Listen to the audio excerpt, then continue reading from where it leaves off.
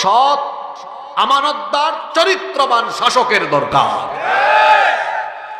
এই জন্য যে 7 শ্রেণীকে আরশে আজিমের নিচে জায়গা দেওয়া হবে, সিরিয়ালে 1 নম্বরে রাখা হয়েছে ন্যায় পরায়ণ শাসকদেরকে, যারা নীতিবান হবে, যারা শাসনের নামে শোষণ নয় বরং প্রতিটি সেক্টরে ন্যায় বিচার ইনসাফ কায়েম করবে, সেই সকল শাসকদেরকে কিয়ামতের দিন আরশে আজিমের ছায়ার নিচে যিনি জায়গা দিবেন তিনি কে? ন্যায় বিচারকে আমার আল্লাহ পছন্দ করেন, কারণ তিনি নিজেই হলেন ন্যায় বিচারক। তিনি কখনো কারো উপরে অন্যায় অবিচার বা জুলুম করেন না। এজন্য রব্বুল আলামিন কোরআনুল কারীমের 49 নম্বর সূরা সূরাতুল হুজুরাতের 9 নম্বর আয়াতে বলছেন, ওয়া আকসিতু ইন্নাল্লাহা ইউহিব্বুল মুকসিতিন। ন্যায় বিচার করো, নিশ্চয়ই ন্যায় বিচারকদেরকে যিনি পছন্দ করেন। গলার আওয়াজ বড় করে সবাই বলেন তিনি কে? আর এই ন্যায় বিচার সকল সেক্টরে কায়েম করার জন্য ন্যায় বিচারের কিতাব দরকার। এই কিতাবের নাম কি? সবাই বলেন, সেই কিতাবের নাম কি? আচ্ছা, আপনারা আমাকে বলেন তো, কোরআন ছাড়া কি কোথাও ন্যায় বিচার আসলে প্রতিষ্ঠা করা যায়? জোরে বলেন, যায়? আসিয়া ধর্ষিতা হয়ে মারা গিয়েছে, আসিয়ার ধর্ষকরা এখনো বেঁচে আছে না নাই? আপনাদের দেশের আদালতে আল্লাহর আইন না মানুষের আইন? কথা বলতে কি শরম লাগে? কার আইন? সবাই বলেন। এ কেমন আইন যে আইন থাকার ফলে ধর্ষিতা কবরে গিয়ে কবরে ঘাস উঠে আর ধর্ষক বেঁচে থাকে? এই আইনের মুখে আমি জুতা নিক্ষেপ করি। এই দেশে এমন কিছু কলেজ বিশ্ববিদ্যালয় আছে যেখানে ধর্ষণের সেঞ্চুরি হয়েছে আর ধর্ষককে ফুলের মালা দেওয়া হয়েছে। এই দেশে এমন কিছু ব্যবসায়ী আছে ধর্ষণের দায়ে অভিযুক্ত, কিন্তু টাকার গরমে আইনকে তার জুতার নিচে চাপা দিয়ে ফেলেছে। এই দেশে এমন কিছু রাজনীতিবিদ আছে ধর্ষণের দায়ে অভিযুক্ত, ক্ষমতা আর আধিপত্যের ঠেলায় আইনকে মাটির নিচে চাপা দিয়েছে, তার কিছুই হয় নাই। আমি কি বাস্তব কথা বললাম না অবাস্তব কথা বলেছি? আপনাদের আদালতে আল্লাহর আইন না মানুষের আইন? যে আইন থাকার ফলে ধর্ষিতা আত্মগোপনে গিয়ে এক সময় সুইসাইডের পথ বেছে নেয়, আর ধর্ষকরা সাদা পায়জামা পাঞ্জাবি গায়ে দিয়ে রাস্তায় তার সাঙ্গপাঙ্গরা তার গলায় ফুলের মালা পরায়, আর সে ফুলের মালা পরিধান করে হাঁটে, আর ধর্ষিতা কবরে যায়। এই রকম আইনের মুখে আমরা ঝাড়ু নিক্ষেপ করি। সেখানে যদি মানুষের আইনের পরিবর্তে আল্লাহর আইন থাকতো, তো ধর্ষকের শাস্তি হলো রজম, লাইভ মৃত্যুদণ্ড। এই দেশে যদি একজন ধর্ষকের বিচার কোরআন দিয়ে করা হতো, আমার দেশে কোনো নারীদের দিকে চোখ তোলে তাকিয়ে ধর্ষণ তো দূরের কথা, আমার মা বোনদেরকে ইফটিজিং করার কোনো দুঃসাহস এই দেশে কোনো চরিত্রহীন করার সাহস পেত না। ইন্নাল হামদালিল্লাহিল্লাযী বিনি'মাতিহি তাতিম্মুস সালিহাত الذي علم القرآن وأكرمنا بالإسلام وأنعم علينا بالإيمان نستغفره ونتوب إليه وأشهد أن لا إله إلا الله وحده لا شريك له وأشهد أن سيدنا وسندنا وحبيبنا وطبيبنا وطبيب أرواحنا محمد محمدا عبد الله ورسوله أرسله بالحق بشيرا ونذيرا وداعيا إلى الله بإذنه وسراجا منيرا أما بعد فقد قال الله تعالى في كلامه المجيد وفي فرقانه الحميد أعوذ بالله من الشيطان الرجيم بسم الله الرحمن الرحيم إن الله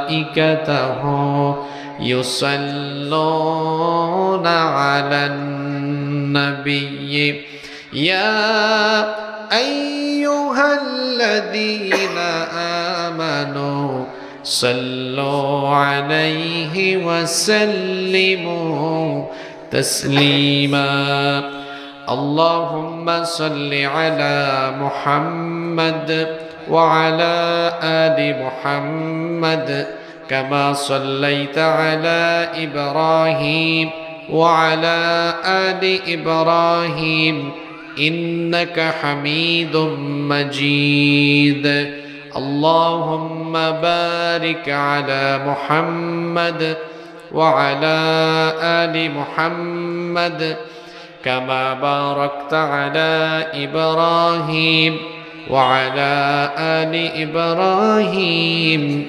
إنك حميد مجيد ربي زدني علما ربي زدني علما رب اشرح لي صدري ويسر لي أمري واحلل عقدة من لساني يفقه قولي سبحانك لا علم لنا إلا ما علمتنا إنك أنت العليم الحكيم صدق الله العظيم আল কোরআনের পথ এই পথই আসল পথ আল কোরআনের পথ এই পথই আসল পথ আল কোরআনের পথ এই পথই আসল পথ অন্য পথে অন্য মতে নেই যে রহমত অন্য পথে অন্য মতে নেই যে রহমত আল কোরআনের পথ এই পথই আসল পথ আল কোরআনের আলোয় যার জীবন আলোকিত সে চির বিপ্লবী নয় কখনো ভীত আল কোরআনের আলোয় যার জীবন আলোকিত সে চির বিপ্লবী নয় কখনো ভীত তার বুকেতে শুধুই খোদার অথই মোহাব্বত অথই মোহাব্বত আল কোরআনের পথ এই পথই আসল পথ আল কোরআনের প্রেমে যে বারক পড়ে যায় দিন কায়েমের তরে সে শহীদ হতে চায় আল কোরআনের প্রেমে যে বারক পড়ে যায় দিন কায়েমের তরে সে শহীদ হতে চায় সেই জিহাদের রাহে গড়ে নিজের ভবিষ্যৎ নিজের ভবিষ্যৎ আল কোরআনের পথ এই পথই আসল পথ আল কোরআনের পথ এই পথই আসল পথ অন্য পথে অন্য মতে নেই যে রহমত, অন্য পথে অন্য মতে নেই যে রহমত। আল কোরআনের পথ, এই পথই আসল পথ। বাংলাদেশের ঐতিহ্যবাহী দিনাজপুর জেলার বিরল পৌরসভায় অবস্থিত বিরল সেন্ট্রাল মাদ্রাসার হিফজ বিভাগের ছাত্রদের পাগড়ি প্রদান উপলক্ষে আয়োজিত আজকের এই দ্বিতীয় বার্ষিক তফসিরুল কোরআন মাহফিলের মোহতারাম শ্রদ্ধাভাজন সভাপতি, সোনাপুকুর জামে মসজিদের সম্মানিত সভাপতি জনাব আলহাজ মকবুল হোসেন, হাইয়াহুল্লাহ ওয়া আতালাল্লাহু উমরাহ ওয়া বারাকাল্লাহু ফি হায়াতিহি ওয়া জাআলাহুল্লাহু মিনাল ইবাদিল মুখলিসিন। আমরা সকলে বলি আমিন। আজকের মাহফিলের সম্মানিত সহসভাপতি, প্রধান অতিথি, প্রধান মেহমান এবং বরেণ্য সম্মানিত অতিথিবৃন্দ যাদের নাম পোস্টারে উল্লেখিত আছে, আল্লাহ সকলকে দিনের জন্য, কোরআনের জন্য কবুল করেন। আমরা সকলে বলি আমিন। এতক্ষণ বক্তব্য রেখেছেন মাওলানা হারুনুর রশিদ দিনাজপুরি, মাওলানা মুফতি ফয়সাল রশিদি হাফিজাহুমুল্লাহ ওয়া রাআহুম ওয়া জাআলাহুম আলিমান মাহিরান ওয়া বাহিরান লিখিদমাতিদ দ্বীন। আমরা সকলে বলি আমিন। মঞ্চে বসা আকাশের তারকা সমতুল্য শ্রদ্ধাভাজন উলামা ইকেরাম, মাহফিলে উপস্থিত বিভিন্ন মাদ্রাসার আসাতিদায়ে কেরাম, উপস্থিত বিভিন্ন মসজিদ থেকে আগত খোতাবা এবং আইম্মা এ কেরাম, উপস্থিত বিভিন্ন রাজনৈতিক দলের সম্মানিত নেতৃবৃন্দ, সামাজিক নেতৃবৃন্দ, আমার সামনে বসা পিতৃতুল্য সম্মানিত মুরব্বিয়ানে আযম, যুগে যুগে আল্লাহর জমিনে আল্লাহর দ্বীন প্রতিষ্ঠায় যারা অগ্রসেনানীর ভূমিকা পালন করেছেন, আমার কলিজার টুকরা প্রিয় যুবক, তরুণ এবং ছাত্র ভাইয়েরা, পর্দার আড়াল থেকে শ্রবণরতা সম্মানিতা মা এবং বোনেরা, উপস্থিত মিডিয়ার প্রিয় কর্মী এবং সাংবাদিক ভাইয়েরা, ব্যবসায়ী ভাইয়েরা, প্রিয় বিরল তথা আমার প্রিয় সম্মানিত দিনাজপুরবাসী, আপনারা সবাই কেমন আছেন? আলহামদুলিল্লাহ। আমাদের সবাইকে সুস্থতার সাথে বাঁচিয়ে রেখে আজকের এই সুন্দর, বরকতময়, নান্দনিক এবং জান্নাতি এই আয়োজনে আমাদেরকে সামিল হওয়ার তৌফিক যিনি দান করেছেন, গলার আওয়াজ বড় করে সবাই বলেন তো তিনি কে? সেই মহান রবের জন্য হৃদয়ের সবটুকু ভালোবাসা, আবেগ, অনুভূতিকে উজাড় করে দিয়ে খুশি মনে প্রাণবন্ত আওয়াজে উচ্চ কণ্ঠে কালিমাতুশ শুকুর আদায় করে আমরা সকলেই পড়ছি আলহামদুলিল্লাহ। অসংখ্য অগণিত দুরুদ এবং সালাম পেশ করছি সর্বকালের, সর্বযুগের সর্বশ্রেষ্ঠ মহামানব নবিয়ুনা ওয়া সাইয়্যিদুনা ওয়া কুদওয়াতুনা মুহাম্মাদুর রাসূলুল্লাহ সাল্লাল্লাহু আলাইহি ওয়াসাল্লামের প্রতি, যাকে আল্লাহ তাআলা আমাদের হেদায়েতের জন্য পাঠিয়েছেন। আল্লাহুম্মা সাল্লি আলাইহি, আল্লাহুম্মা বারিক আলাইহি। এমনিতেই আসর টু মাগরিব সময় বড় সংক্ষিপ্ত। এই সংক্ষিপ্ত সময়ে অপ্রাসঙ্গিক, অপ্রয়োজনীয় কোনো কথাবার্তা বলে আমি সময়ের বরকত নষ্ট করতে চাই না। সরাসরি আমরা কোরআন সুন্নাহর আলোকে হেদায়াতি কিছু কথা বলবো এবং শুনবো। জোরে বলে ইনশাআল্লাহ। আল্লাহ তাআলা আমাদেরকে হেদায়েতের নিয়তে বলার এবং শোনার তৌফিক দান করেন, আমরা বলি আমিন। সম্মানিত দিনাজপুরবাসী, এই সুন্দর পৃথিবী একদিন ধ্বংস হয়ে যাবে। মহাবিশ্বের সকল সৃষ্টি একদিন এক বিকট আওয়াজে লণ্ড ভণ্ড, চূর্ণ বিচূর্ণ, মেসাকার হয়ে যাবে। ইসরাফিল আলাইহিস সালামের এক সিঙ্গার ফুৎকারে আকাশ জমিন উলট পালট হয়ে যাবে। আমরা যা কিছু দেখছি আর যা কিছু দেখছি না সব ধ্বংস হয়ে যাবে। কুল্লু মান আলাইহা ফান ওয়া ইয়াবকা ওয়াজহু রাব্বিকা যুল জালালি ওয়াল ইকরাম। সবকিছুই ফান হয়ে যাবে। কেবলমাত্র একজন অবশিষ্ট থাকবেন, আর যিনি থাকবেন সবাই বলেন তো তিনি কে? আল্লাহর সামনে সবাই দাঁড়িয়ে যাবে হাসরের ময়দান, বিচারের দিবসে আমরা সবাই আমাদের রবের সামনে একদিন দাঁড়াবো। এই ব্যাপারে আপনাদের কি কোনো সন্দেহ আছে? কিয়ামতের দিনটা বড় ভয়াবহ, বিভীষিকাময়, খুব কঠিন দিন।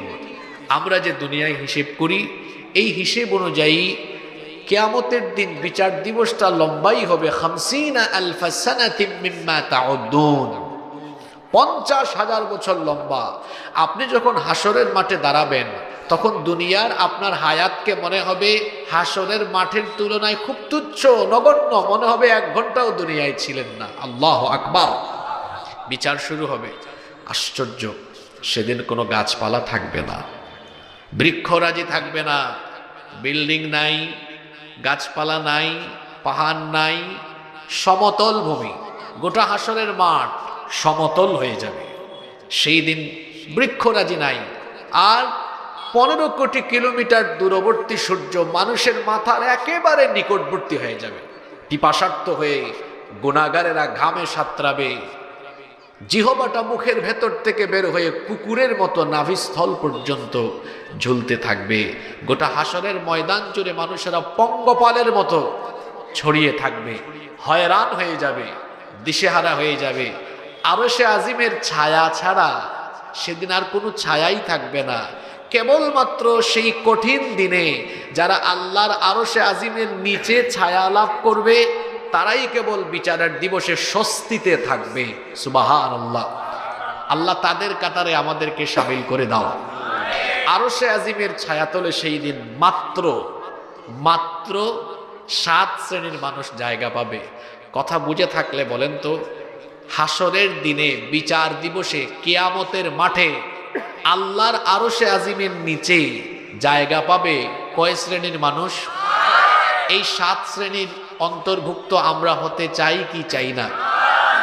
তারা কারা? বুখারী, মুসলিম এবং বিখ্যাত হাদিসের আরো বেশ কয়েকটি গ্রন্থে এই হাদিস এক যুগে বর্ণিত হয়েছে।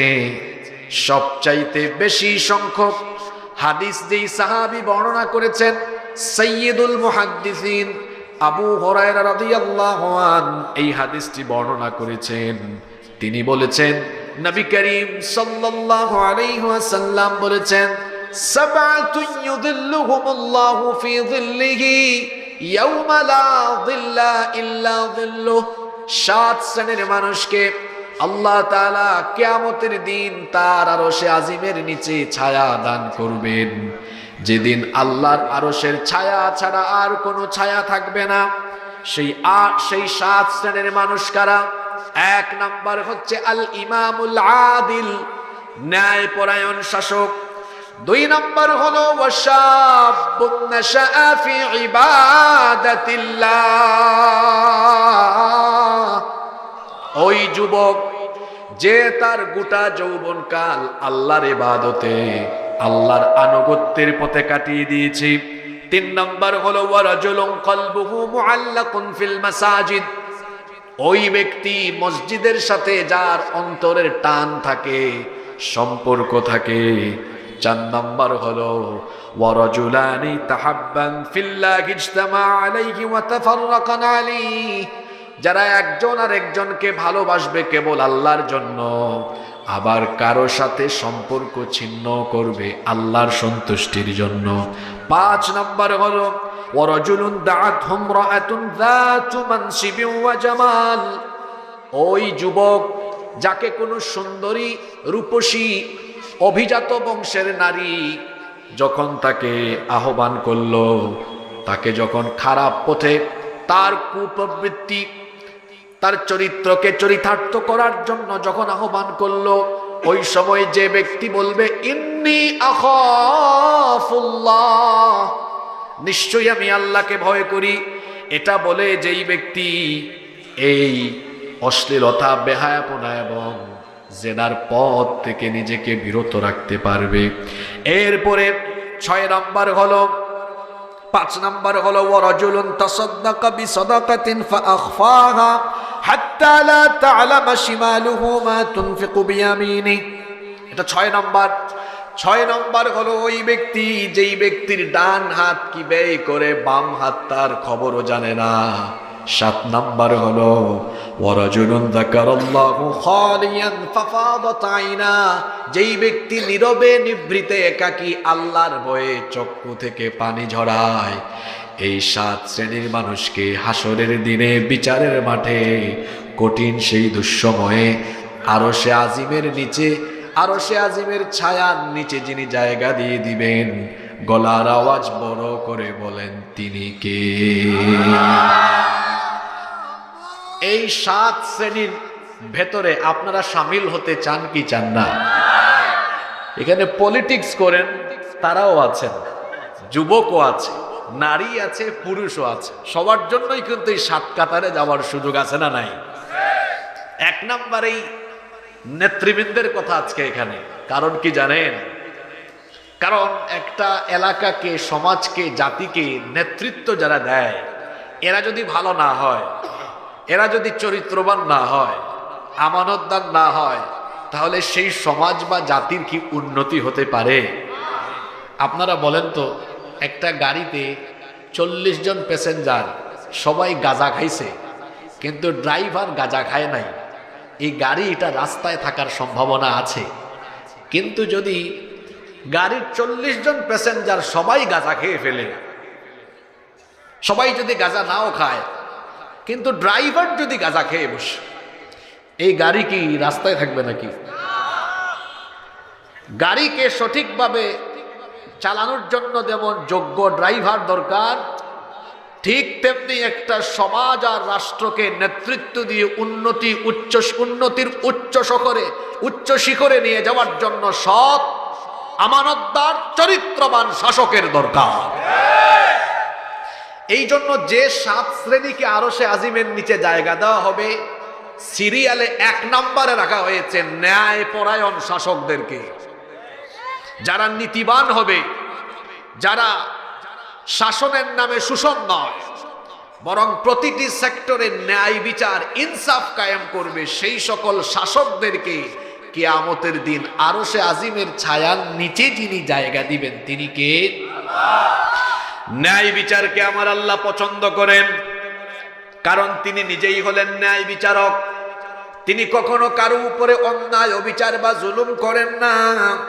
এজন্য রব্বুল আলামিন কোরআনুল কারীমের 49 নম্বর সূরা সূরাতুল হুজুরাতের 9 নম্বর আয়াতে বলছেন, ওয়া আকসিতু ইন্নাল্লাহা ইউহিব্বুল মুকসিতিন। ন্যায় বিচার করো, নিশ্চয়ই ন্যায় বিচারকদেরকে যিনি পছন্দ করেন। গলার আওয়াজ বড় করে সবাই বলেন তিনি কে? আর এই ন্যায় বিচার সকল সেক্টরে কায়েম করার জন্য ন্যায় বিচারের কিতাব দরকার। এই কিতাবের নাম কি? সবাই বলেন, সেই কিতাবের নাম কি?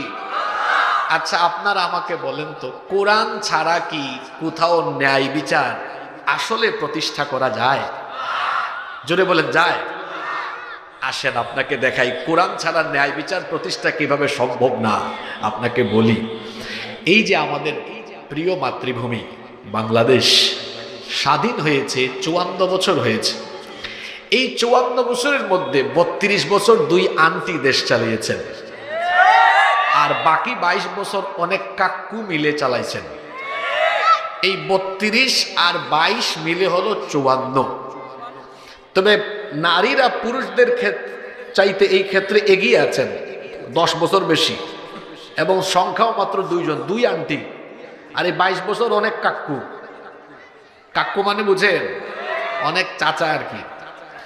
আবার নারীদের কাছে এমন ক্ষমতা ছিল, at a time female prime minister, নারী প্রধানমন্ত্রী, নারী বিরোধী দলীয় নেত্রী, ফিমেল স্পিকার, তারপরে আপনি দেখেন female home minister, female foreign minister, এমনকি এডুকেশন মিনিস্টার। গুরুত্বপূর্ণ সব ক্ষমতা নারীদের হাতে থাকা সত্ত্বেও বলেন তো এই দেশের নারী নির্যাতন, নিপীড়ন, ধর্ষণ তারা কি বন্ধ করতে পেরেছে? তারা পারবে কেমনে? কারণ তারা তো সব চালিয়েছে আল্লাহর আইন দিয়ে না, চালিয়েছে মানুষের আইন দিয়ে। আর 32 বছরের পরে বাকি 22 বছরের কাকুরাও একই কায়দায় ওই মানুষের আইন দিয়ে চালিয়েছেন। এই যে 54টা বছর ধরে আল্লাহর আইন বাদ দিয়ে মানুষের আইন চলছে, এতে করে কি আমাদের নারী, আমাদের শ্রমিক, আমাদের সমাজের প্রতিটি সেক্টরের মানুষের অধিকার কি প্রতিষ্ঠা হয়েছে? আমি যদি নারীদের কথা বলি তো ধর্ষণ আগের চেয়ে বেড়েছে না কমেছে? আপনারা দেখেন, গত কয়েক মাস আগে মাগুরায় একটা ছোট্ট মেয়ে, 8 বছর বয়স, তার নাম হলো আসিয়া। এক পরিবারের 3 নরপিশাচ আমার বোনটের উপরে পাশবিকতা চালালো। কয়েকদিন সে হাসপাতালে থেকে খুব কষ্ট পেয়ে পেয়ে দুনিয়া থেকে চলে গিয়েছে। তার কবরে ঘাস উঠে গিয়েছে। সবাই বলেন তো, তার ধর্ষকরা এখনো বেঁচে আছে না নাই? আপনাদের কি জবাব দিতে কষ্ট হয়? আসিয়া ধর্ষিতা হয়ে মারা গিয়েছে, আসিয়ার ধর্ষকরা এখনো বেঁচে আছে না নাই? আপনাদের দেশের আদালতে আল্লাহর আইন না মানুষের আইন? কথা বলতে কি শরম লাগে? কার আইন? সবাই বলেন। এ কেমন আইন যে আইন থাকার ফলে ধর্ষিতা কবরে গিয়ে কবরে ঘাস উঠে আর ধর্ষক বেঁচে থাকে? এই আইনের মুখে আমি জুতা নিক্ষেপ করি। এই দেশে এমন কিছু কলেজ বিশ্ববিদ্যালয় আছে যেখানে ধর্ষণের সেঞ্চুরি হয়েছে আর ধর্ষককে ফুলের মালা দেওয়া হয়েছে। এই দেশে এমন কিছু ব্যবসায়ী আছে ধর্ষণের দায়ে অভিযুক্ত, কিন্তু টাকার গরমে আইনকে তার জুতার নিচে চাপা দিয়ে ফেলেছে। এই দেশে এমন কিছু রাজনীতিবিদ আছে ধর্ষণের দায়ে অভিযুক্ত, ক্ষমতা আর আধিপত্যের ঠেলায় আইনকে মাটির নিচে চাপা দিয়েছে, তার কিছুই হয় নাই। আমি কি বাস্তব কথা বললাম না অবাস্তব কথা বলেছি? আপনাদের আদালতে আল্লাহর আইন না মানুষের আইন?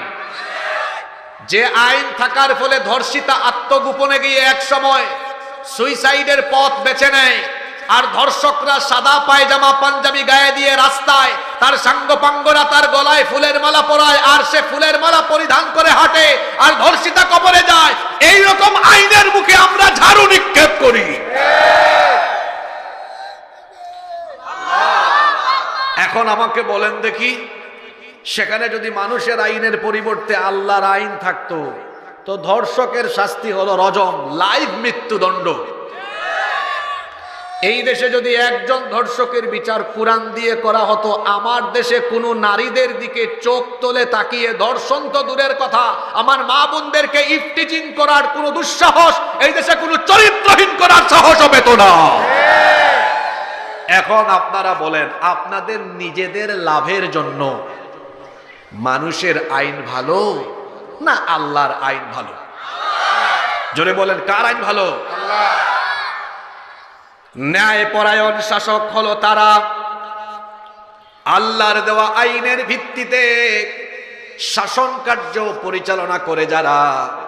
এখন আপনি আবার কথা বলিয়েন না, হুজুরটা তো সুন্দর সুন্দর নরম নরম কথাই বলছিল, মাঝখান দিয়া কেন যে রাজনীতিতে টান মারলো? ভাই, আমি কোনো দলও করি না, কোনো নেতার কথাও এখানে বলছি না, আমি আপনাকে কোনো দলের দিকেও ডাকছি না।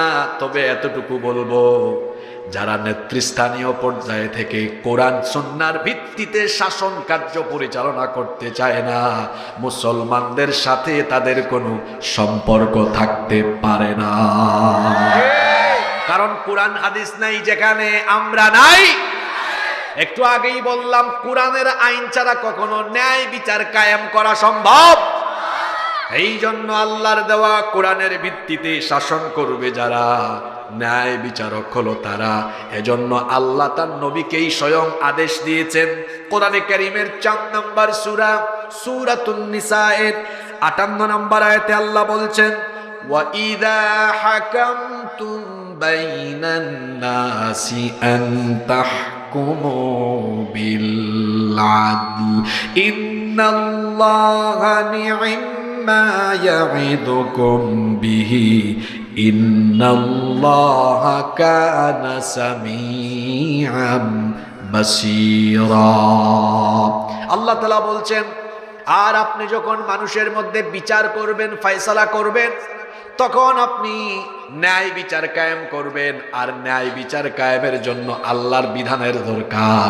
সূরা মাঈদার 3টা আয়াতে আল্লাহ বলেছেন, যারা আমার দেওয়া এই কিতাবের আইনের ভিত্তিতে বিচার ফয়সালা করে না, আল্লাহ এদের পরিচয় দিয়েছেন, ওয়ামান লাম ইয়াহকুম বিমা আনজালাল্লাহু ফাউলাইকা হুমুল কাফিরুন ফাউলাইকা হুমুয যালিমুন ফাউলাইকা হুমুল ফাসিকুন। সূরাতু আল মাঈদার 3টা আয়াতে আল্লাহ এদের পরিচয় দিয়েছেন।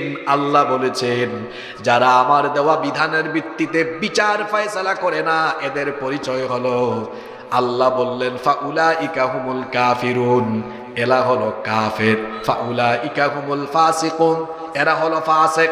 ফাউলাইকা হুমুয যালিমুন, এরা হলো জালেম। আচ্ছা আপনারা বলেন তো, এদেরকে আমি কাফের, জালেম, ফাসিক বানিয়েছি না আল্লাহ বানিয়েছেন? আল্লাহই বলেছেন, যারা কোরআন দিয়ে বিচার ফয়সালা করে না, এরা কখনো ঈমানদার হতে পারে? আমার দেশে এমন নেতাও আপনি দেখবেন যে কিনা বলে, আমরা শরিয়া আইনে বিশ্বাস করি না। শরিয়া আইনে যদি কেউ বিশ্বাস না করে, তাহলে তার মধ্যে ঈমান আছে, এইটাও আমরা বিশ্বাস করি। আমরাও এটা বিশ্বাস করি না, কারণ কোন ঈমানদার এই কথা বলতে পারে না। ঈমানদার যারা আল্লাহর আইনের ভিত্তিতে শাসন কার্য পরিচালনা হোক, এটা চাইবে তারা। আর ন্যায় বিচারকের এত মর্যাদা, একজন নীতিবান শাসকের এত সম্মান। আল্লাহর নবী আরো বলেছেন, মুসলিম শরীফে হাদিস এসেছে, ইন্নাল মুকসিতিনা ইনদাল্লাহি আলা মানাবিরা মিন নূরিন আন ইয়ামিনির রহমান। আল্লাহর নবী বলেছেন, কিয়ামতের দিন ন্যায় বিচারকদেরকে আল্লাহ তাআলার আরশে আজিমের ডান দিকে, আল্লাহ তাআলার আরশে আজিমের ডান দিকে নূরের তৈরি একটা সিংহাসনের মধ্যে তাদেরকে সমাসীন করা হবে। কত সম্মান, কত মর্যাদা তাদের! আল্লাহর কিতাব ছাড়া ন্যায় বিচার করা যায় না। আল্লাহর নবীর আদালতে একবার মাখজুমিয়া গোত্রের কুরাইশে একজন সম্ভ্রান্ত নারীকে তোলা হলো। সেই নারীর অপরাধ ছিল চুরির অপরাধে, তাকে আদালতে তোলা হয়েছে। সাহাবায়ে কেরাম এবার গুঞ্জন শুরু করেছেন, এত সম্ভ্রান্ত বংশের নারী, এখন যদি আল্লাহর নবী বিচার করতে গিয়ে কোরআন থেকে রায় দেন, তাহলে কোরআনের রায় হলো, চোর সে পুরুষ বা নারী হোক, অপরাধ প্রমাণিত নাও। আমার দেশে এমন অনেকে আছে যারা কোরআনের আইনকে অসভ্য আর বর্বর আইন বলে আখ্যায়িত করে। নাউজুবিল্লাহ। এটা কারা বলে জানেন? যাদের তলে তলে চুরি চামারি দুর্নীতি লুটপাটের অভ্যাস আছে, যারা তলে তলে চুরি চামারি দুর্নীতি করে, চোর চামার দুর্নীতিবাদ, যারা কোরআনের আইন চায় না তারা। কারণ এগুলো চালু হলে তো সে আর চুরি করতে পারবে। সাহাবীরা একত্রিত হয়েছেন, পরামর্শ করছেন, নবীজির কাছে সুপারিশ করবেন যেন এই মহিলার রায় একটু হালকা করে দেওয়া হয়। তারা উসামা ইবনু যায়েদ রাদিয়াল্লাহু আনহুকে সুপারিশ নিয়ে পাঠালেন। তিনি গেলেন, যাওয়ার পরে আল্লাহর নবীকে যখন বিচারের রায় একটু হালকা করে দেওয়ার সুপারিশ করলেন, আল্লাহর নবী সব সাহাবীদেরকে ডাকলেন। সব সাহাবীদেরকে ডেকে বললেন, সাহাবীরা এত বড় দুঃসাহস তোমরা কেমনে দেখালে? আজকে যদি এই আদালতের কাঠগড়ায় এই অভিজাত বংশের নারী না হয়ে আমার নিজের মেয়ে ফাতিমাও হতো, বিচার করতে গিয়ে আমি কখনো সিম্পেথি দেখাতাম না, দয়া দেখাতাম না, বরং অপরাধ প্রমাণিত হলে হাত কাটার রায় দিয়ে আমি এই রায় কার্যকরের দায়িত্ব জল্লাদকেও দিতাম না। জল্লাদ হয়তো রাষ্ট্রপ্রধানের মেয়ে বলে দণ্ড কায়েমের ক্ষেত্রে কিছুটা সফট কর্নার দেখায় ফেলতে পারে। এই জন্য আমি নিজেই বিচারক হয়ে রায় দিয়ে রায় কার্যকরের জন্য হাত কাটার দায়িত্ব জল্লাদকে না দিয়ে আমি নিজে বাপ হয়ে আমার নিজের মেয়ের হাত আমি নিজেই কেটে ফেলে দিতাম। আল্লাহু আকবার।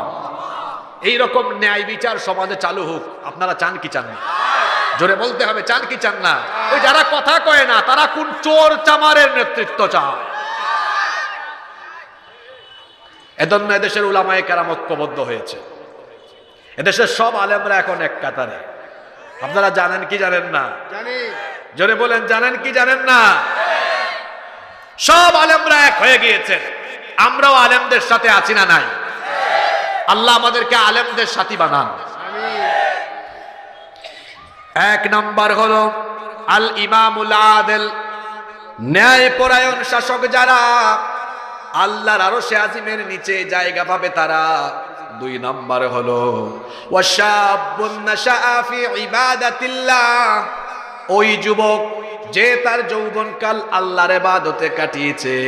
ও আমার কলিজার টুকরা যুবক ভাইয়েরা, সবাই বলেন তো দেখি আমাদের জীবনের এই শ্রেষ্ঠ দৌলত, এই যৌবনের শক্তি আর সামর্থ্য দিয়েছেন কে?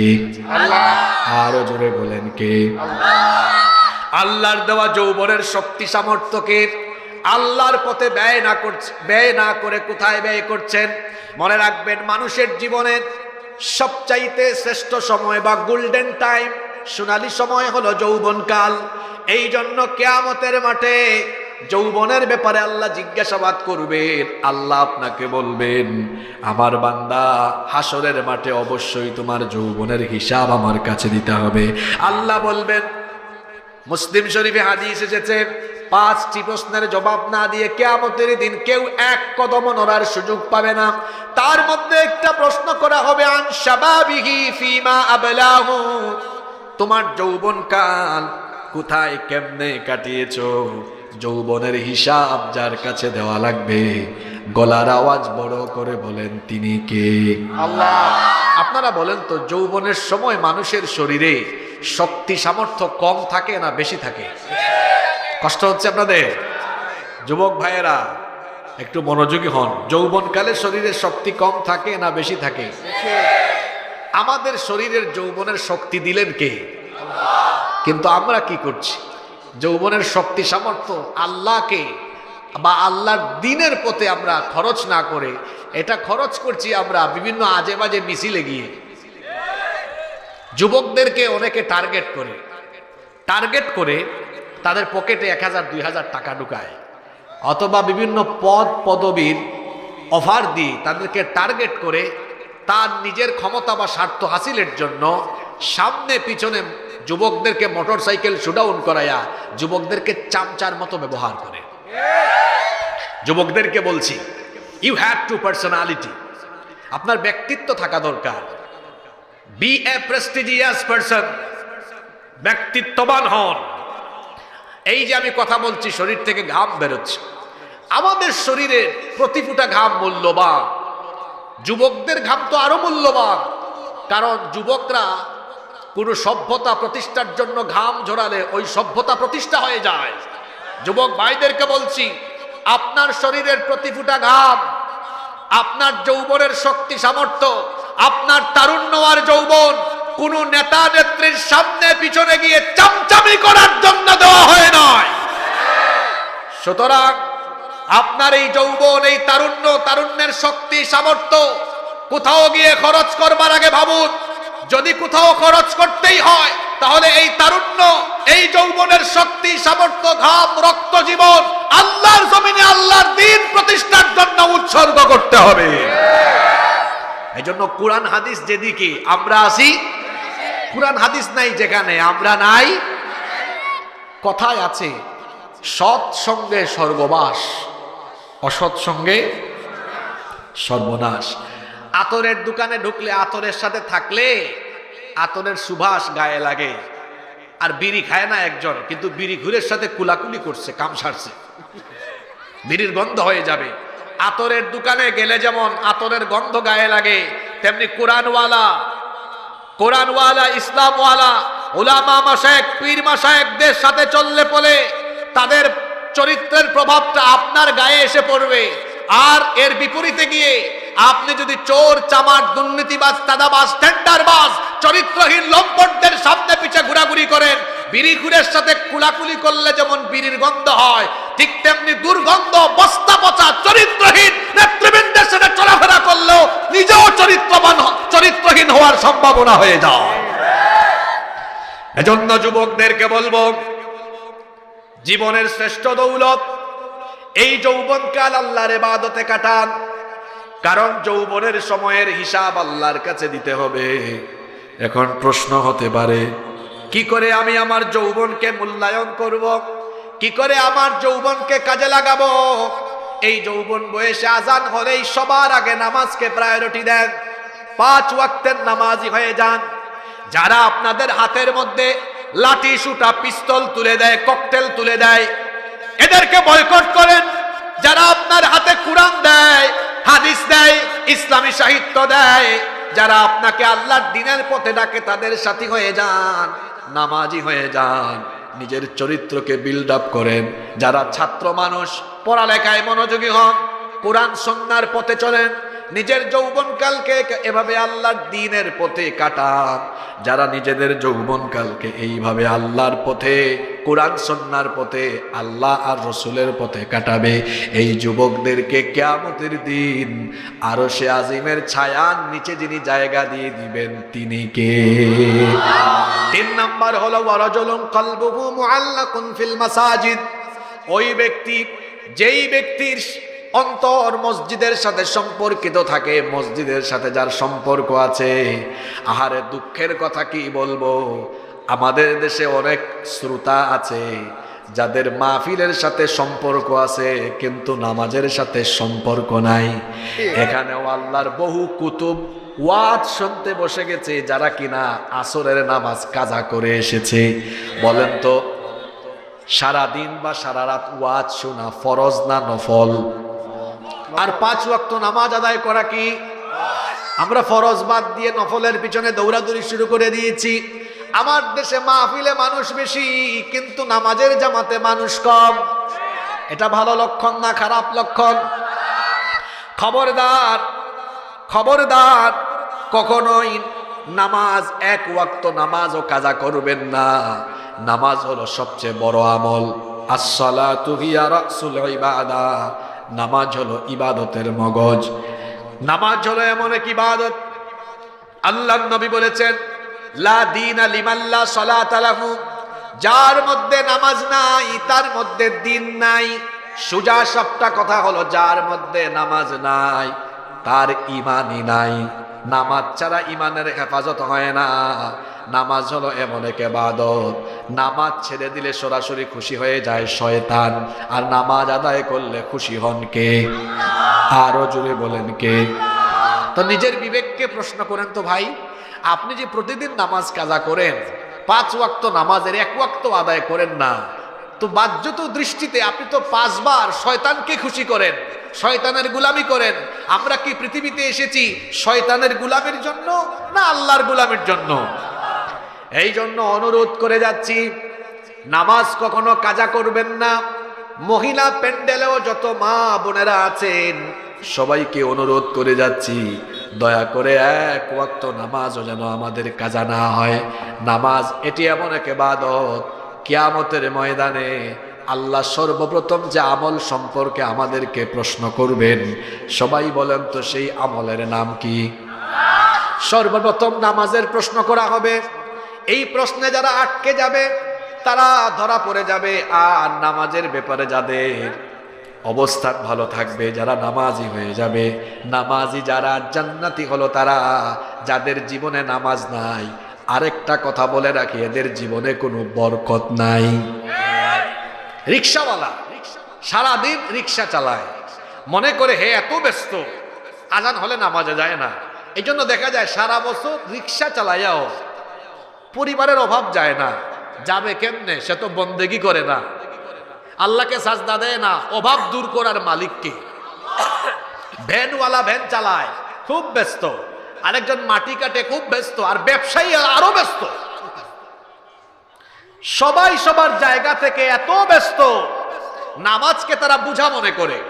এই জন্য দেখা যায় এত টাকা পয়সা উপার্জন করে, কিন্তু মাস শেষে অভাব যায় না, খালি অভাব, বরকত নাই। বরকত হবে কেমনে? আপনার জীবনে তো নামাজ নাই। যাদের জীবনে নামাজ নাই, এদের জীবনের কোথাও কোনো জায়গায় কোনো বরকত। বরকত দেওয়ার মালিক যিনি, জুড়ে বলেন তিনি কে? এজন্য নামাজের টাইমে নামাজ। ফজরের সময় প্রচন্ড ঘুমাতে মন চায়, কিন্তু ঘুমাবো না, ঘুমের থেকে উঠে আমার রবকে গিয়ে সাজদা দিয়ে দিব। জোহরের টাইমে যে যে কাজেই ব্যস্ত থাকি না কেন, আগে হলো আমার নামাজ। আসরের টাইমে আমি যেখানেই থাকি না কেন, খেলাধুলা বা আড্ডা হবে পরে, নামাজ হবে আগে। মাগরিবের সময় তামাশা করব পরে, বন্ধুদের সাথে আড্ডা দিব পরে, নামাজ আদায় করব আগে। ছাত্র যারা আছো, এশার নামাজের সময় আজান হলে পড়ালেখা বন্ধ করে আগে নামাজে দৌড়াও। অনেকে মনে করে নামাজে গেলে একটা প্রশ্ন শেখার টাইম নষ্ট হবে। না রে ভাই, এটা শয়তানি ধোঁকা। বরং নামাজে অ্যাটেন্ড করে জামাতে নামাজ পড়ে এসে দেখো 2 ঘন্টায় যে পড়া মুখস্থ হবে, আল্লাহ মেধাটা এমন বানিয়ে দিবেন 10 মিনিটে সেই পড়াগুলো ব্রেইনের ভেতরে ঢুকায় দিবেন কে? মা বোনদেরকেও বলছি, ঘরের কাজে করবে যেন আমাদের নামাজ কখনো কাজা না হয়। কারণ নামাজ হলো মুমিনের প্রধান ডিউটি। ঈমান আনার পরেই হলো নামাজ। আর নামাজটা আমরা যারা পুরুষ মানুষ আছি, আমাদের জন্য জামাতে নামাজ আদায় করা হলো বাধ্যতামূলক। এই জন্য প্রতি ওয়াক্ত নামাজ জামাতে গিয়ে আদায় করবেন। মসজিদের সাথে একটা চমৎকার সম্পর্ক এমন হবে, আপনি যখন রাতে ঘুমাবেন মাইন্ড সেট আপ করবেন, ফজরে আমি মসজিদে যাব। ফজরের নামাজ শেষ করবেন, মাইন্ড সেট আপ করবেন, জোহরে আবার আমি মসজিদে অ্যাটেন্ড করব। জোহরে যাবেন, মাইন্ড সেট আপ করবেন, যেখানেই থাকি না কেন আসরের নামাজ মসজিদেই পড়ব। আসর শেষ করবেন, মাইন্ড সেট আপ করবেন, যেখানেই যে অবস্থায় থাকি না কেন মাগরিবের নামাজে আবার আমি মসজিদে অ্যাটেন্ড করব। মাগরিব শেষ করবেন, মাইন্ড সেট আপ করে ফেলবেন, যে অবস্থায় থাকি না কেন এশা গিয়ে মসজিদে আদায় করব। এইভাবে করে যারা মসজিদের সাথে তাদের অন্তরের একটা তাআল্লুক পয়দা করে, আল্লাহর নবী বলেছেন মসজিদের সাথে তাআল্লুক পয়দাকারী এই সকল লোকদেরকে কিয়ামতের দিন আল্লাহ তাআলা তার আরশে আজিমের ছায়ার নিচে জায়গা দিয়ে দিবেন। 4 নম্বর হলো ওয়ারাজুলান তাহাব্বান ফিল্লাহি ইজতামা আলাইহি ওয়া তাফাররাকা আলাইহি। ওই ব্যক্তি, ওই সকল ব্যক্তিরা যারা একজন আরেকজনকে ভালোবাসবে আল্লাহর সন্তুষ্টির জন্য, আবার কাউকে ঘৃণা করবে, কারো সাথে সম্পর্ক ছিন্ন করবে, কার সন্তুষ্টির জন্য? এখন আমরা কাউকে ভালোবাসি আল্লাহর অসন্তুষ্টির জন্য। যুবকরা তো ভালোবাসার পাগল। রাস্তায় এক সুন্দরী মেয়ে পাইছে, হ্যাঁ, মনে মনে তার বলতে ইচ্ছা করে যে যদি গিয়ে বলতে পারতাম আই লাভ ইউ। তো এই আই লাভ ইউর মধ্যে আল্লাহর সন্তুষ্টি আছে? জোরে বলতে হবে, সন্তুষ্টি আছে? আমি কাউকে ভালোবাসবো আল্লাহর সন্তুষ্টির জন্য, আবার কাউকে ঘৃণাও করব আল্লাহর সন্তুষ্টির জন্য। আপনি যে একটু আগে আই লাভ ইউ বলতে মন চায় যেটা বলেছেন, ওটা থেকে দূরে থাকলে খুশি কে? জোরে বলেন, দূরে থাকলে খুশি কে? কারো সাথে সম্পর্ক হবে, আপনার সাথে আমার সম্পর্ক হবে আল্লাহর সন্তুষ্টির জন্য, আবার আপনার সাথে আমার সম্পর্ক ছিন্ন হবে আল্লাহর সন্তুষ্টির জন্য। আমরা এটা করতে পারি না, এটা করতে পারি না। অনেকেই মনে করেন আমার ভাই, উনি আল্লাহর দ্বীনকে ভালোবাসেন, এই জন্য আমি উনাকে ভালোবাসি। তাহলে এই ভালোবাসাটা হলো কার জন্য? এখন উনি বলতেছেন এমন কথা, এমন কাজ উনি করেন যা দ্বীনের সাথে সাংঘর্ষিক, ইসলামের সাথে সাংঘর্ষিক। এখন তার সাথে আমার আর সম্পর্ক থাকবে না, আমি তার সাথে সম্পর্কটাও ছিন্ন করব। কার সন্তুষ্টির জন্য? আপনারা কি এটা করতে পারেন? আপনারা এমন দলকানা, এমন দলান্ধ, কথাটা আবার বলছি, আপনারা এমন দলকানা, এমন দলান্ধ, এই বাংলাদেশের বেশিরভাগ মানুষ এমন দলকানা, এমন দলান্ধ, তার নেতা যদি ইসলামের বিরুদ্ধেও কথা বলে তারপরও সে তার নেতার ছায়া তলে থাকে, ইসলামের বিরুদ্ধে গেলেও সে থাকে। এমন দলান্ধ, এমন দলকানা। আমি কাউকে ভালোবাসবো আল্লাহর সন্তুষ্টির জন্য, আবার আমি কারো সাথে সম্পর্ক ত্যাগ করব। এটাও আল্লাহ সন্তুষ্টির জন্য। আমাদের ভালোবাসা, কাউকে ঘৃণা করা, এটা হবে কার জন্য? আবু দাউদে হাদিস এসেছে, আল্লাহর নবী বলেছেন, মান আহাব্বা লিল্লাহ ওয়া আবগাদা লিল্লাহ ওয়া আ'তা লিল্লাহি ওয়া মানা'a লিল্লাহ ফাকাদ ইসতাকমালাল ঈমান। যে আল্লাহর জন্য কাউকে ভালোবাসে, আবার আল্লাহর জন্য কারো সাথে সম্পর্ক ছিন্ন করে, আল্লাহর নবী বলেছেন তার ঈমানটা পরিপূর্ণ হয়ে গিয়েছে। সুবহানাল্লাহ। এজন্য আমরা ভালোবাসাটা, পারস্পরিক ভালোবাসাটা হবে আল্লাহর জন্য, কারো সাথে সম্পর্কও ছিন্ন হয়ে যাবে কার সন্তুষ্টির জন্য? নাম্বার 5, সময় যেহেতু শর্ট এই জন্য সংক্ষেপে সংক্ষেপে বলে যাচ্ছি। 5 নাম্বার, ওয়ারাজুলুন দাআতহু ইমরাআতুন যাতু মানসিবিন ওয়া জামাল। ওই ব্যক্তি যাকে কোনো অভিজাত বংশীয় সুন্দরী নারী তাকে চরিতার্থ করার জন্য অফার করে, কিন্তু সেই ব্যক্তি তখন বলে ইন্নী আখাফুল্লাহ, আমি আল্লাহকে ভয় করি। আল্লাহর ভয়ে যেই ব্যক্তি এই রকম অপকর্ম থেকে, অর্থাৎ জিনা ব্যভিচার থেকে নিজেকে হেফাজত করে, সেই ব্যক্তিও আল্লাহর আরশে আজিমের নিচে জায়গা পাবে। এটা বড় চ্যালেঞ্জের ব্যাপার। এখানে বহু যুবক যুবতী, বহু তরুণ তরুণী আছেন। প্রত্যেককে আমি বলবো নিজের চরিত্রের ক্ষেত্রে সতর্ক হয়ে যান। চরিত্র হলো একটা বিরাট বিষয়।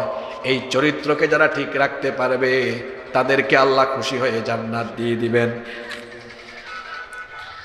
চরিত্রকে ঠিক রাখার জন্য আল্লাহর ভয় অন্তরে পয়দা করতে হবে। যুবক ভাইদেরকে বলছি, নিজের চরিত্র ঠিক ইউসুফ আলাইহিস সালামের মতো চরিত্রটাকে বিল্ড আপে ট্রাই করেন। ইউসুফ আলাইহিস সালাম, যাকে আল্লাহ তাআলা দুনিয়ার অর্ধেক সৌন্দর্য দান করেছিলেন, যাকে দেখে চোখ ফেরানো যেত না, যেই নবীকে দেখে মিশরের সুন্দরী রূপসী মেয়েরা ফল কাটতে গিয়ে নিজেদের আঙ্গুল পর্যন্ত কেটে ফেলে দিয়েছিল, তারা টেরও পায় নাই। আল্লাহু আকবার। এত সুন্দর সুপুরুষ তিনি ছিলেন।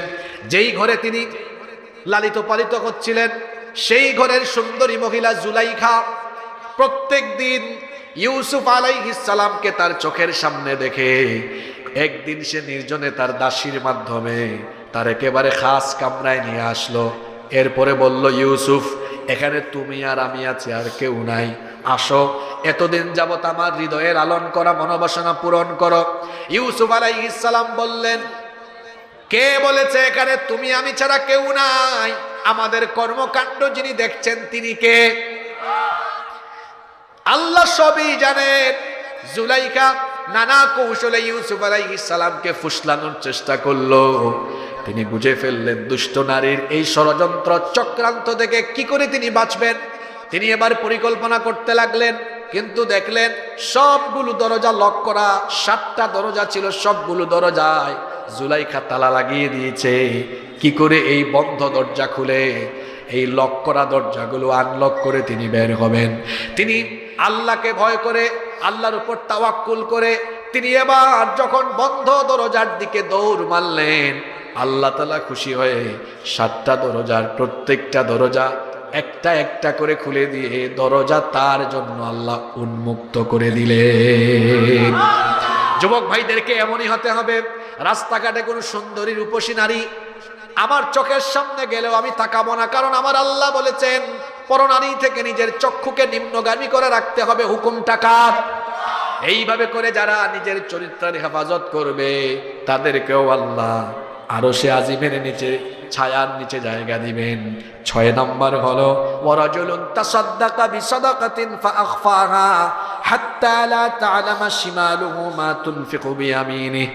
ওই ব্যক্তি যার ডান হাত কি দান করে বাম হাত খবরও পায় না। দানশীল ব্যক্তি যারা সব সময় আল্লাহর পথে দান করে। আল্লাহর পথে দান করার জন্য বিরাট বড় কলিজা থাকা লাগে। অনেক ব্যক্তিকে আল্লাহ টাকা দিয়েছে, পয়সা দিয়েছে, কিন্তু তার মনটা বড় সংকীর্ণ, দান করার মানসিকতা তার নাই। আবার অনেকে আছে টাকা পয়সা কম আছে কিন্তু মনটা বড় উদার, মনটা বড় উদার, তার কাছে যা আছে তার নিজের প্রয়োজনের পরে আল্লাহর দ্বীনের পথে খরচ করতে থাকে। এই লোকগুলো হলো বুদ্ধিমান। সম্পদ কখনো সঞ্চয় করবেন না। বোকা যারা সম্পদ সঞ্চয় করে তারা যাদেরকে আল্লাহ সম্পদের নিয়ামত দিয়েছেন, অর্থবিত্ত দিয়েছেন, নিজের এবং নিজের পরিবারের জন্য খরচ করবেন। নিজের আর নিজের পরিবারের প্রয়োজন মেটানোর উপরে যা থাকবে বাকি সবটুকু আল্লাহর পথে দান করে দিতে থাকবেন। কারণ হলো এই সম্পদ দিয়েছেন কে? বেশি সম্পদ হলে টেনশনও বেশি বাড়ে। বেশি সম্পদ হলে টেনশন যেমন বাড়ে, ঠিক তেমনি ভাবে বেশি সম্পদ হলে পরে বেশিরভাগ ক্ষেত্রে অনেক মানুষ বিপদেও চলে যেতে পারে। তাই বলে সম্পদশালী যে হবেন না বিষয়টা এমন নয়, সম্পদশালী হবেন, কিন্তু সম্পদ নিজেরা নিজের পরিবারের প্রয়োজন মেটানোর পরে বাকিটুকু আল্লাহর পথে দান করবেন। আর যারা আল্লাহর পথে দান করে তাদের সম্পদ কখনো কমে না, বরং তাদের সম্পদে বরকত আরো বাড়ায়া দেন কে? জোরে বলেন, বাড়ায়া দেন কে? এজন্য হাদিসে কুদসিতে এসেছে, আল্লাহ বলেছেন, উনফিক ইয়া ইবনা আদম, হে বনি আদম, আল্লাহর পথে খরচ করো। আনফিক আলাইক, তোমার জন্য আল্লাহ খরচ করবেন। এই জন্য যত সুযোগ পাবেন তত বেশি আল্লাহর পথে দান করবেন। এদেরকেও আরো সে আজিমের নিচে আল্লাহ জায়গা দিবেন। 7 নাম্বার হলো ওয়ারাজুলুন যাকারাল্লাহু খালিয়ান ফাফাদাত আইনা, ওই ব্যক্তি যে নীরবে নিভৃতে একাকী চোখের পানি ঝরায়। চোখের পানির ফুটার অনেক দাম, 2টা ফুটা আল্লাহর কাছে বড় পছন্দনীয়। কাতরাতুম মিন দুমুইন ফি খাশিয়াতিল্লাহ ওয়া কাতরাতু দামুন তুহরাকুহু ফি সাবিলিল্লাহ। একটা ফুটা হলো আল্লাহর দ্বীনের পথে লড়াই করতে গিয়ে যারা তাদের শরীর থেকে রক্তের ফুটা ঝরায়, ওই রক্তের ফুটা যিনি পছন্দ করেন তিনি কে? আরেকটা ফুটা হলো নীরবে নিভৃতে একাকী আল্লাহর আযাবের ভয়ে, জাহান্নামের ভয়ে কারো চক্ষু থেকে পানি পড়লে ওই চোখের পানি ফুটাকেও আল্লাহ পছন্দ করেন। মাগরিবের আজানের আগে আজকে নিজের বিবেকটাকে একটু প্রশ্ন করেন তো, সর্বশেষ কবে আপনি একটু একা একা চোখের পানি ছেড়েছেন? একটু নিজের বিবেককে প্রশ্ন করেন। নেককার বান্দাদের একটা বৈশিষ্ট্য হলো এরা শেষ রাতে কাঁদে, শেষ রাতে চোখের পানি ঝরায়। শেষ রাতের চোখের পানি ঝরিয়ে ঝরিয়ে আল্লাহর কাছে তারা দোয়া করে, রব্বানা সরিফ আন্না আযাব জাহান্নাম। এই কথাগুলো আমি সময়ের কারণে এতগুলো আয়াত আমি পড়তেও পারছি না। সূরা ফুরকানের শেষের দিকে আল্লাহ বলেছেন, এই সকল বান্দাদের বৈশিষ্ট্য হলো ওয়াল্লাযীনা ইয়াবিতুনা লিরাব্বিহিম সুজদাও ওয়া কিয়ামা। শেষ রাতে এরা রুকু সাজদা দিয়ে রাত কাটায় আর আল্লাহর দরবারে বলে, রব্বানা সরিফ আন্না আযাব জাহান্নাম ইন্না আযাবাহা কানা গরামা। হে আল্লাহ, তোমার জাহান্নাম থেকে আমাদেরকে বাঁচাও, কারণ এই জাহান্নাম বড় কঠিন জায়গা। অনেকের দিল পাথরের মতো শক্ত হয়ে গিয়েছে, দিল নরম হয় না, চক্ষু থেকে পানিও বের হয় না। একজন সাহাবী এসে নবীজিকে বললেন, ওগো আল্লাহর নবী, আমার দিল পাথরের মতো শক্ত, চোখ দিয়ে পানি বের হয় না, কি করে দিলটা নরম হবে? আল্লাহর নবী বললেন, এতিম পেলে এতিমের মাথায় হাত বুলাবা, এতিমদের কাছে যাবা, এতিমের সাথে চলাফেরা করবা, তাদের কষ্ট দুঃখ দেখলে তোমার দিলটা নরম হয়ে যেতে পারে। অনেকের অন্তর কিন্তু এরকম আছে, শক্ত, দিল নরম হয় না, চোখে পানি আসে না। চোখের পানি আসবে, দিল নরম হবে। কয়েকটা কাজ করবেন, এতিমের মাথায় হাত বুলাবেন, এতিম মিসকিনদেরকে সাহায্য করবেন, মাঝে মাঝে হাসপাতাল ভিজিট করবেন। হাসপাতালে গিয়ে দেখবেন কত মানুষ একটু শান্তি আর স্বস্তির জন্য আর্তনাদ করে, ওখানে গেলেও দিল নরম হয়। আরেকটা জায়গা হলো যেখানে গেলে দিল আরো বেশি নরম হয়, ওই জায়গার নাম হলো কবরস্থান। ওখানে গেলে দেখবেন কত মানুষ আপনার আগে টাকাওয়ালা, বাড়িওয়ালা, ক্ষমতাওয়ালা কবরে ঘুমিয়ে আছে। ওখানে গিয়ে ফিল করবেন, আহারে একদিন তো আমাকে ওই সুন্দর পৃথিবীর সকল আরামায়েশ ত্যাগ করে এই কবরের মাটিতে ঘুমিয়ে যেতে হবে। যখন এভাবে উপলব্ধি করবেন, ফিল করবেন, দিলটাকে নরম বানিয়ে দিবেন কে? নীরবে নিভৃতে একাকী আল্লাহর আযাবের ভয়ে, আল্লাহর ভয়ে চক্ষু থেকে পানি ঝরায় যারা, আল্লাহর আরশে আজিমের নিচে জায়গা পাবে তারা। কিয়ামতের দিন হাসরের ময়দানে কঠিন বিচারের দিনে, যেই দিন আল্লাহর আরশে আজিমের ছায়া ছাড়া আর কোনো ছায়া থাকবে না, সেই দিন এই 7 শ্রেণীর মানুষকে আরশে আজিমের নিচে ছায়া দিবেন কে? এই 7 কাতারে আমরা থাকতে চাই কি চাই না? সবাই তো বলছেন চাই। দেখি একটা আমল এখন বসে বসেই করি। এই 7-এর মধ্যে 6 নাম্বার হলো যারা আল্লাহর পথে সাদাকার হাতকে প্রসারিত করে। ঠিক না বেঠিক? এখন ব্যাগ ঢুকবে চতুর্দিক থেকে। আমরা সবাই আমাদের এই হাতকে দানের হাত এখনই বানিয়ে ফেলবে। সবাই আমরা সামিল হয়ে যাব। যারা দাঁড়িয়ে আছেন তাদের কাছেও যাবেন। ওরা বেশি ভদ্র মানুষ তো, হ্যাঁ, পাশার মধ্যে মাটি লাগবে এই জন্য বসতে পারে নাই। আমি কথাগুলো বলতাম, আমাকে তো আপনারা সময় দিচ্ছেন বড় কম। আমি তো চলে আসছি জোহরের নামাজের পরে। আমি 40-45 মিনিট সময় পাইছি। এই জন্য চাইলেও আমি কোথাও বসলে চেষ্টা করি 150 আয়াত পড়তে একটা টপিকের ভিতরে। সময় পাই নাই তো আমি। নইলে প্রথমেই ওই ভদ্র মানুষদের উদ্দেশ্যে বলতাম, জমিনে বসলে অহংকার কমে, এটা মনে রাখবেন। শুধু তাই নয়, জমিনে বসার আরেকটা ফায়দা আছে। ইয়াউমা ইদিন তুহাদ্দিসু আখবারাহা, জমিন কিয়ামতের দিন আল্লাহর কাছে খবর পড়বে, খবর বলবে।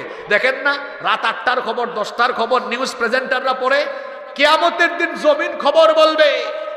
সাহাবীদেরকে নবীজি বললেন, তোমরা কি জানো জমিনের খবর কি? সাহাবীরা বললেন, না, আপনিই বলেন, আপনি জানেন, আল্লাহ আর আপনি ভালো জানেন। তিনি বললেন, ফাইন্না আখবারুহা আন তাশহাদা আলা আবদিন ওয়া আমাতিন বিমা আমিলাত আলা যাহরিহা তাকুলু কাযা ওয়া কাযা।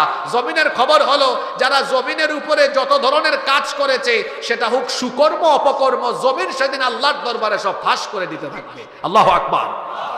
আপনি এখানে বসতে পারতেন, দাঁড়ায়া থাকলেন। যাই হোক, বসেন। আমি গজলের শিল্পী না, আমি ওয়াজের শিল্পী, কোরআনের শিল্পী। আমি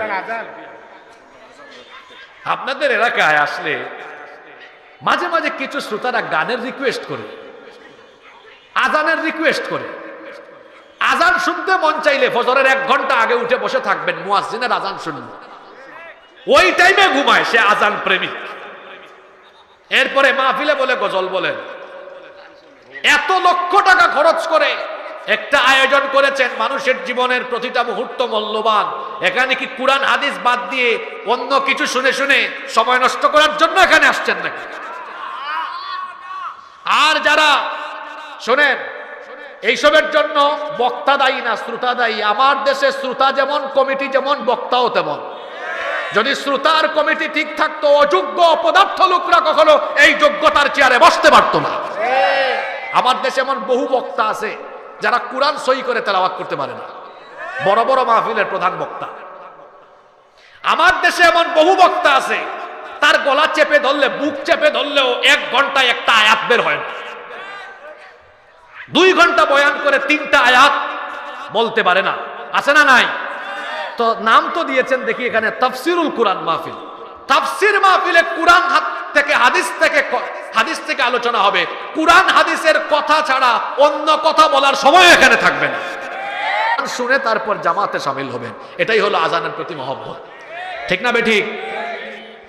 ব্যাগগুলো গিয়েছে, যারা ব্যাগ নিয়ে গিয়েছেন যথাযথ কর্তৃপক্ষের কাছে পৌঁছায় দিবেন। আমি সংক্ষিপ্ত সময়ে আরশে আজিমের নিচে ছায়াপ্রাপ্ত 7 শ্রেণীর নাম বলেছি। আল্লাহ, এই 7 শ্রেণীর মধ্যে তুমি আমাদেরকে শামিল করে দাও। যত কথা বলেছি আল্লাহ, এগুলোর উপরে আমাদেরকে আমলের তৌফিক দান করে দাও।